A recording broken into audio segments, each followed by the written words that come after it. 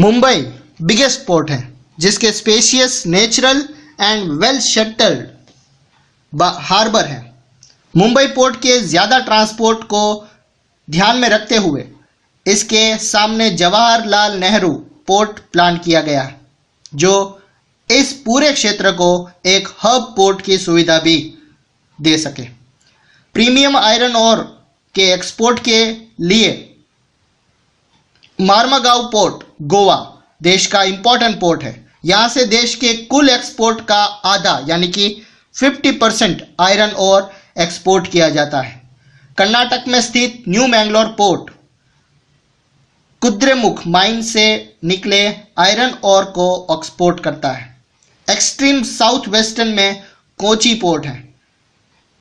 ये एक लगून के एंट्रेंस पर एक नेचुरल हार्बर है। ईस्ट कोस्ट के साथ तमिलनाडु में साउथ ईस्टर्न छोर पर तुतिकोरिन पोर्ट है। ये एक नेचुरल हार्बर है और इसकी पृष्ठभूमि भी बहुत ही समृद्ध, बहुत ही रिच है। दस ये पोर्ट हमारे पड़ोसी देश जैसे श्रीलंका, मालदीव एटसेट्रा और भारत के कोस्टल रीजन्स की अलग अलग चीज़ों के व्यापार को संचालित करता है। चेन्नई हमारे देश का ओल्डेस्ट आर्टिफिशियल पोर्ट है। वॉल्यूम ऑफ ट्रेड एंड लदे सामान के संदर्भ में इसका मुंबई के बाद दूसरा नंबर आता है, यानी कि दूसरा रैंक है। शुरुआत में यह पोर्ट आयरन और एक्सपोर्ट के रूप में विकसित किया गया था। ओडिशा में स्थित Paradip port specially iron ore को एक्सपोर्ट करता है। कोलकाता एक रिवरिन पोर्ट है। यह पोर्ट गंगा ब्रह्मपुत्र बेसिन के रिच हिंटरलैंड को सेवाएं देता है। टाइडल पोर्ट होने के कारण और हुगली के ड्रेजिंग से इस नियमित रूप से इसे साफ करना पड़ता है। कोलकाता पोर्ट पर बढ़ते व्यापार को कम करने के लिए हल्दिया सब्सिडरी पोर्ट के रूप में डेवलप किया गया। नेक्स्ट है एयरवेज। आज एयर ट्रैवल फास्टेस्ट, कंफर्टेबल और प्रेस्टिजियस मोड ऑफ ट्रांसपोर्ट है। इसके द्वारा डिफिकल्ट टेरेन, दुर्गम स्थान जैसे ऊंचे पर्वत, फिर ड्राई डेजर्ट, डेंस फॉरेस्ट और लंबे समुद्री रास्तों को आसानी से पार किया जा सकता है। एयर ट्रांसपोर्ट के अभाव में देश के नॉर्थ ईस्टर्न राज्यों के विषय में सोचे तो जहां बड़ी नदियां, डिसलेक्टेड रिलीफ यानी कि धरातल, घने जंगल, फ्रीक्वेंट फ्लड्स एटसेट्रा एक सामान्य बात है। हवाई यात्रा में इसे ज़्यादा इजी बना दिया है। 1953 में एयर ट्रांसपोर्ट को नेशनलाइज किया गया। व्यावहारिक तौर पर इंडियन एयरलाइंस, अलायंस एयर यानी कि वो सब्सिडरी ऑफ इंडियन एयरलाइंस है, और कोई प्राइवेट शेड्यूल्ड एयरलाइंस और non scheduled operators domestic airline service provide कराती है।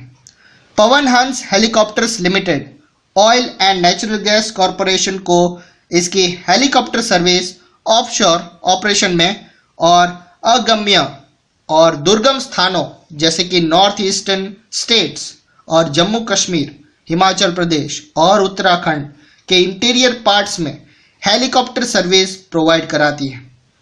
इंडियन एयरलाइंस की operations neighbouring countries, south Asia और मिडिल ईस्ट तक एक्सटेंड यानी कि विस्तृत किया गया है। एयर ट्रैवल सभी व्यक्तियों की पहुंच में नहीं है। सिर्फ नॉर्थ ईस्टर्न राज्यों में इन सेवाओं को आम आदमी तक उपलब्ध करवाने के लिए स्पेशल प्रोविजन किए गए हैं। नेक्स्ट टॉपिक है कम्युनिकेशन। जब से इंसान पृथ्वी पर अवतरित हुआ है उसने अलग अलग मीन्स ऑफ कम्युनिकेशन का उपयोग किया है, लेकिन मॉडर्न टाइम में बदलाव की गति तेज है। रिसीवर और कम्युनिकेटर के विदाउट फिजिकल मूवमेंट से भी लंबी दूरी का कम्युनिकेशन बहुत ही आसान है। Personal communication and mass communication में जैसे कि TV, radio, press, films etcetera देश के मेजर मीन्स ऑफ कम्युनिकेशन है। भारत का पोस्टल नेटवर्क वर्ल्ड का सबसे लार्जेस्ट नेटवर्क है। ये पर्सनल रिटर्न, फिर पार्सल, कम्युनिकेशन और कार्ड्स, एनवेलप्स, बंद चिट्ठी फर्स्ट क्लास मेल से भेजी जाती है। Second class registered packets, books, newspapers और मैगजीन शामिल हैं। ये सरफेस मेल द्वारा पहुंचाए जाते हैं और उनके लिए लैंड एंड वाटर ट्रांसपोर्ट का प्रयोग किया जाता है। बड़े शहरों और नगरों में मेल्स की क्विक डिलीवरी के लिए हाल ही में 6 मेल चैनल्स बनाए गए हैं।